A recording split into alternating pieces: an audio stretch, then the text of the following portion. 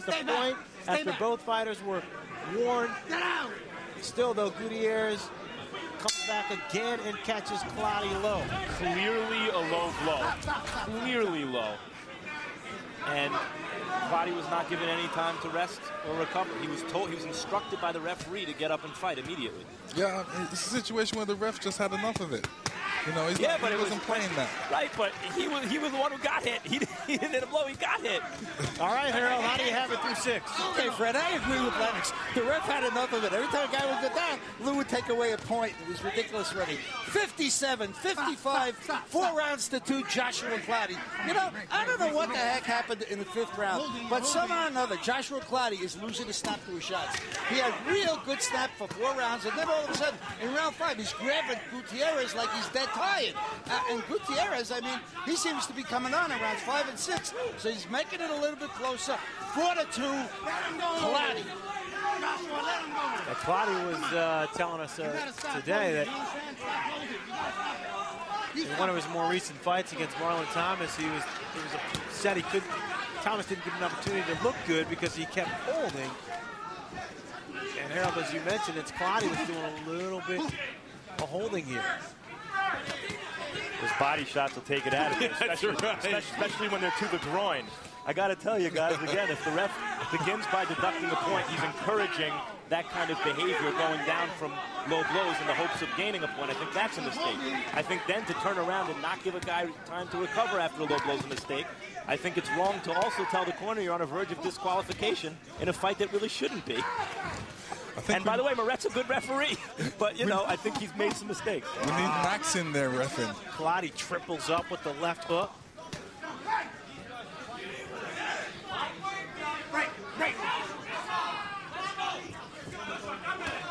But Max, it would be a shame if the referee did stop this fight. It's a good fight. It's good and getting better, and as Harold mentioned, getting more competitive over the last round. Clottey catches Gutierrez upstairs with a left hook. Stop. You gotta watch those hands. Watch those hands.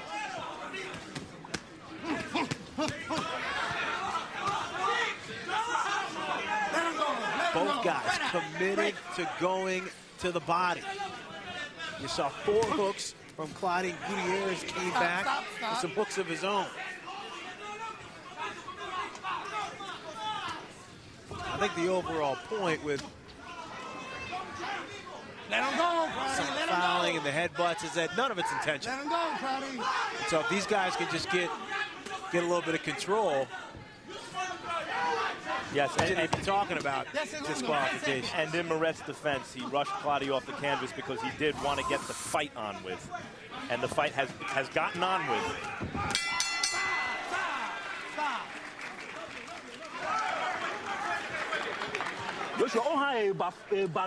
Tuesday, August 15th, catch the next installment of Real Sports with Bryant Gumbel.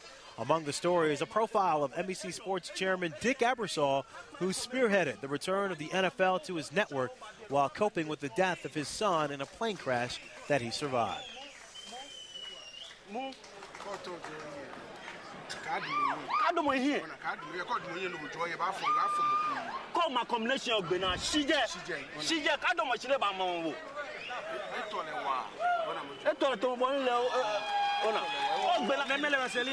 got to put more pressure. We got to finish strong. Put some Vaseline on him. He's more tired than you are. Okay, stop. Come on.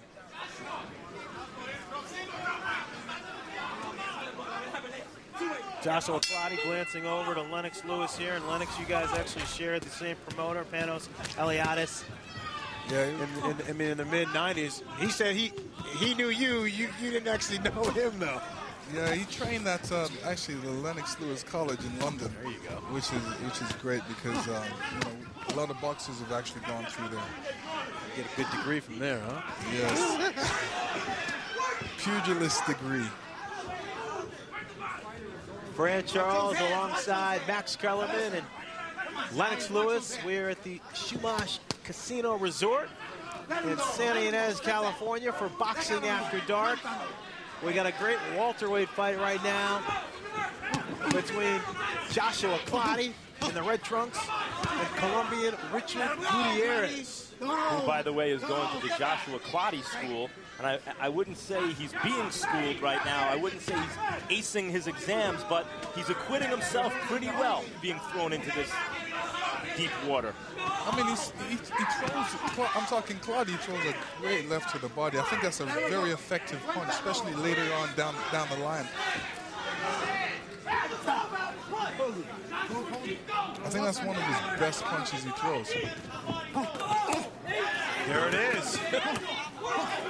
It's going to be a telling punch later on in this fight.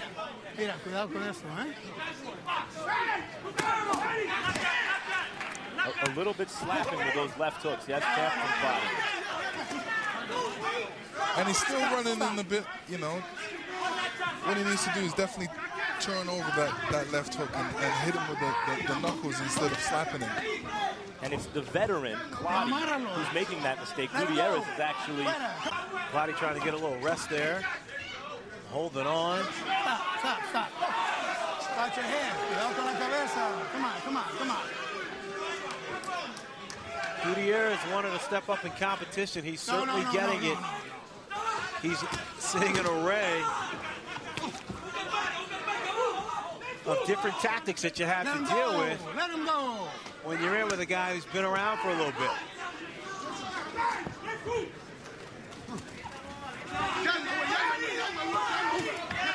Clottey now trying to measure Gutierrez. Gutierrez fighting off the ropes.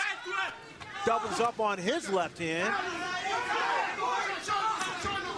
You see what Clottey's doing against the ropes is a mistake, because what he's doing is putting all his weight on his front leg.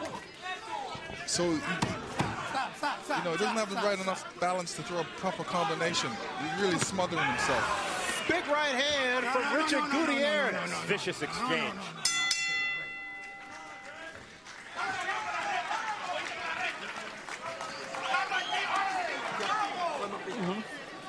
Take out his mouthpiece.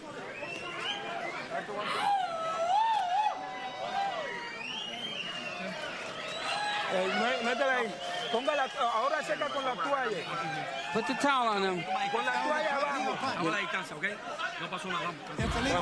We're going to see some Clottey left hooks. These are the punches that are very telling, very effective. Gives your opponent something to worry about, realizing that's a punch that hurts, that you don't want to get hit by too much.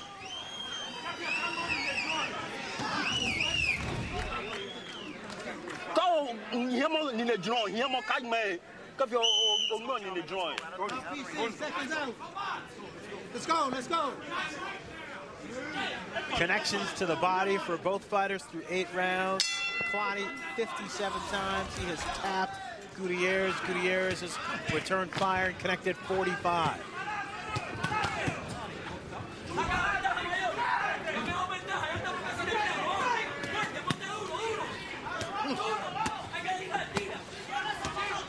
Clottey with both hands up, presenting a strong defense, and then reaches out. That was a good shot. Catches Gutierrez with the right hand.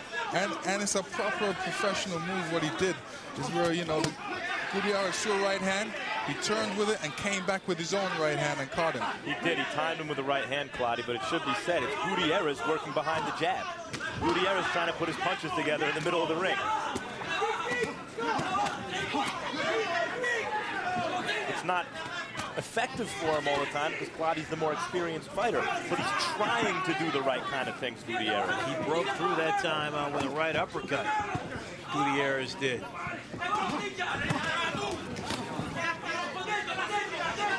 Can't complain about the effort from both fighters tonight.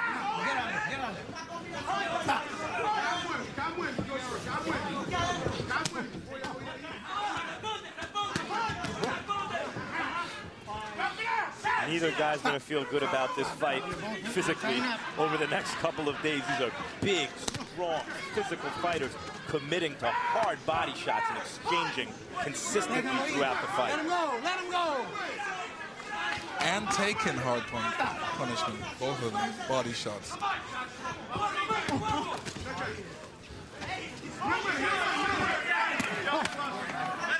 Gutierrez doing a good job of trying to create some leverage while he's back up against the ropes and spins out. After right uppercut, Clottey pushes him right back in.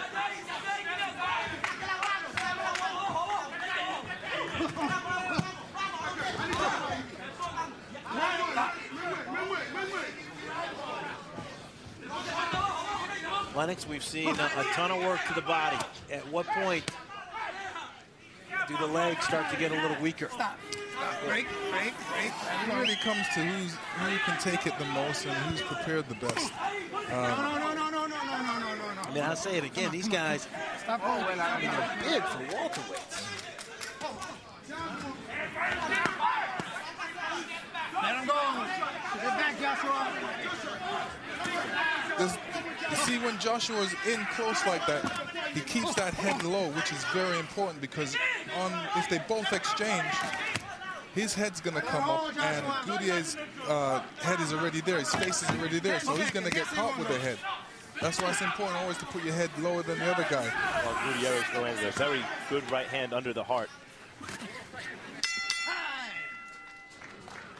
We told you all year long we're going to celebrate 10 years of Boxing After Dark, looking back at some of the more explosive matchups. And back in 1999, Hasim Rahman and Oleg Maskayev got together. Jim Lampley now with the call on the fireworks. Right hand lands for Maskayev. Rahman now landing his left hook. Maskayev lands a right. Rock took it very well. Right hand by Maskayev, and now Rahman wobbles. Stamina. Right hand puts Rahman on the floor right next to me. Right next to me. Right next to me. And he doesn't look like he's going to get up. No, he isn't. The winner by a knockout, Oleg